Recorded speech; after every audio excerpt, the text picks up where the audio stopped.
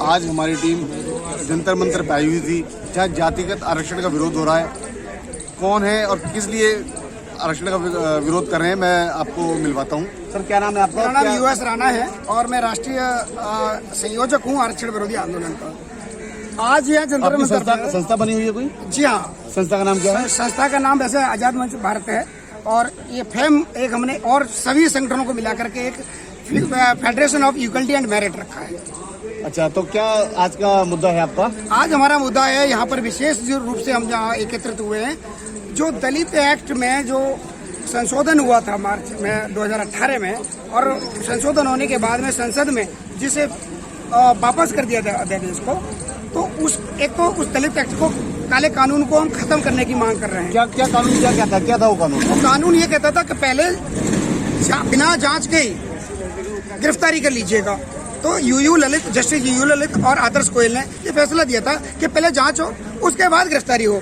दूसरा, उसकी जो जांच है वो एक कम से कम डीएसपी रैंक के पदाधिकारी से कराई जाए। तीसरी उसमें मांग ये और थी कि अगर आपको लगता है कि ये जातीय सूचक शब्द या उसमें नहीं है तो उसको तुरंत खारिज किया जाए, लेकिन ऐसा कुछ नहीं हुआ। ये फैसला संसद में पलट दिया गया क्योंकि उस समय एक पार्टी थी रामविलास पासवान जी की, वहाँ पर एक धमकी दी गई। तो 2 अप्रैल को एक बहुत बड़ा देश में दंगा नाच हुआ जातिवाद के नाम पर।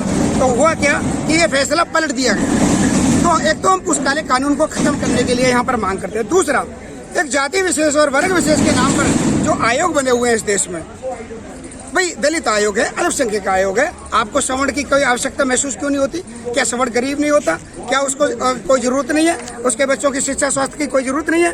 इसलिए हमारी एक मांग है कि इस देश में केंद्र लेवल पे, राज्य लेवल पर बहुत कोशिश हो रही है, लेकिन केंद्रीय लेवल पर एक सवर्ण आयोग की अर्थात सामान्य वर्ग आयोग की एक जरूरत है, उसकी हम मांग करते हैं। और कुछ कहना चाहते हैं? जिंदाबाद जिंदाबाद जिंदाबाद, आरक्षण मुर्दाबाद मुर्दाबाद। तो सर, किस लिए आप यहाँ पे लोग खड़े हुए हैं? हम लोग आरक्षण और SC/ST एक्ट के खिलाफ यहाँ पे धरना प्रदर्शन देने के लिए आए हुए थे। देश के प्रत्येक राज्य से, कई जिलों से यहाँ पे हजारों की संख्या में लोग हमारे साथ आए थे और आज ये कार्यक्रम यहाँ पे संपन्न हुआ था। तो क्या ये होता है जो नौकरी में आरक्षण के लिए खिलाफ है क्या आप लोग?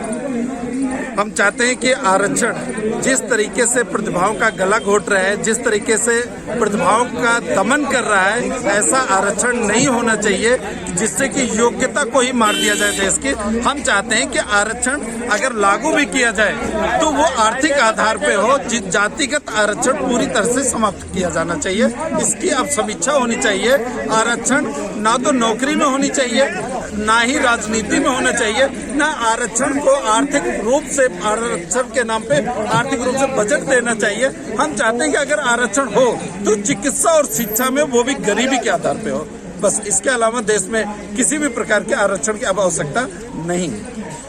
ऐसा कहना था यहाँ पे आए हुए लोगों का कि किस तरीके से घोड़े के पैर पे बेड़ियां बांध के गधे को जिताया जाता है। आप देख रहे थे कैपिटल क्राइम न्यूज दिल्ली।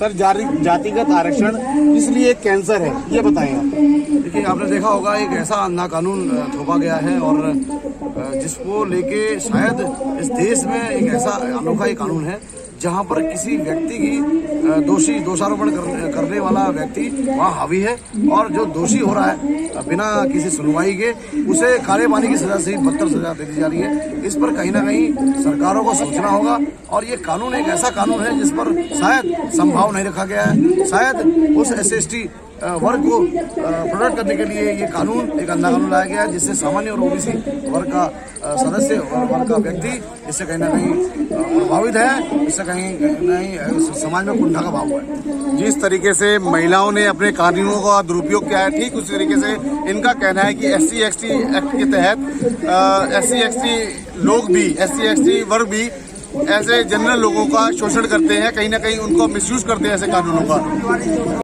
आपको SC ST एक्ट के अंदर किस तरीके से लोग इसके अंदर परेशान होते हैं, मैं आपको मिलवाता हूँ। सर क्या नाम है आपका? मेरा नाम धर्मवंत सिंह सरियाल है, मैं उत्तराखंड से हूँ। और हमारे पे एक साथी ने हमारे एक आंदोलन के दौरान केस किया था, हमारे 4 साथियों पे झूठा केस किया था SC ST एक्ट का। और हमें न तो हाई कोर्ट से राहत मिल पाई थी, न सुप्रीम कोर्ट से राहत मिल पाई थी। फिर हमने उस केस को 2 महीने तक हम वहाँ से भागे हुए रहे, मतलब पुलिस हमें गिरफ्तार करने के लिए लगातार प्रयास करती रही और हम पुलिस के हत्थे नहीं आए। और किसी न किसी तरीके से हमने फिर उसको रिवाइव उसकी जांच करवाई और उसमें 60 एफिडेविट दिए गए हमारे संगठन के द्वारा कि ये 2 निर्दोषी हैं। तो हाई कोर्ट में जब हमने वो 60 एफिडेविट जमा करे तब उन्हें एहसास हुआ कि यदि हम SC ST एक्ट में इनको गिरफ्तार करते हैं तो ये जो 60 एफिडेविट दिए जा रहे हैं, जो इसलिए दिए जा रहे हैं कि कोई भी घटना नहीं हुई है, तो हमें 60 को भी गिरफ्तार करना पड़ेगा। इस प्रकार का दबाव हाई कोर्ट में जब बना तो हाई कोर्ट ने ये एहसास किया तो हमको उस SC ST एक्ट की धारा से हटाया गया। उन 3-4 महीनों के अंतर्गत हमने बहुत कुछ झेला है सर। यहाँ से मतलब हम घर से बाहर रहे। फिर वो केस कैसे खत्म हुआ? वो केस जब SC ST एक्ट की धारा उस केस से हट गई थी, उसके बाद वो व्यक्ति जिसने हम पे केस किया तो हमारे पास आया कि अब समझौता कर लेते हैं, कोई दिक्कत नहीं है। अब क्योंकि उसे पता था कि अब कोई फायदा होने वाला नहीं, वो हमें गिरफ्तार करना चाहता था, लेकिन गिरफ्तार करने में जब वो सफल नहीं हुआ तो उसके बाद वो आउट हो गया था, मतलब उसे केस से वापस लेना पड़ा उसको। आपने देखा किस तरीके से SC ST एक्ट के अंदर इनको झेलना पड़ा और उसके बाद out of the court settlement हुई। आप देख रहे हैं कैपिटल क्राइम न्यूज दिल्ली।